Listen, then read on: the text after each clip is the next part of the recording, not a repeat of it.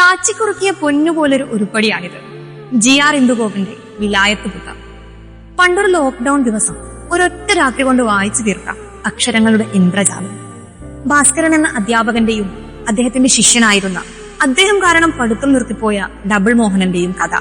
ഭാസ്കരൻ തന്റെ വീട്ടുമുറ്റത്ത് വളർത്തുന്ന ചന്ദനമരം അത് മരിക്കുമ്പോൾ ചിതയൊരുക്കാനുള്ളതാണ്. അത് വനംവകുപ്പും കോടതിയും അനുവദിച്ചു കൊടുത്തിട്ടുള്ള കാര്യമാണ്. അതിന്റെ കാരണമാണ് ഈ പുസ്തകത്തിന്റെ കാതൽ. വായിച്ചു മുന്നേറുമ്പോൾ മലയാളത്തിന്റെ പ്രിയ നടൻ പൃഥ്വിരാജ് നായകനായും വില്ലനായും മനസ്സിൽ ഇങ്ങനെ ചില്ല വിരിച്ച് പറന്നു പന്തലിച്ചു നിൽക്കും. ഐ പ്രോമിസ് യു, വായനക്കാരന് മുഷിച്ചിലുണ്ടാക്കുന്ന ഒരക്ഷരം പോലും ഈ പുസ്തകത്തിൽ ഇല്ല. And once you start reading this book you won't be able to put it down. Vilayath Buddha മലയാള സാഹിത്യത്തിലും മലയാള സിനിമയിലും ചർച്ചയാകാൻ വേണ്ടുന്ന അനേകം ചെറുശില്പങ്ങൾ അടങ്ങുന്ന അസലൊരു വൃക്ഷം തന്നെയാണ്. സുഗന്ധപൂരിതമായ കാതലുള്ള ഒരു വൃക്ഷം.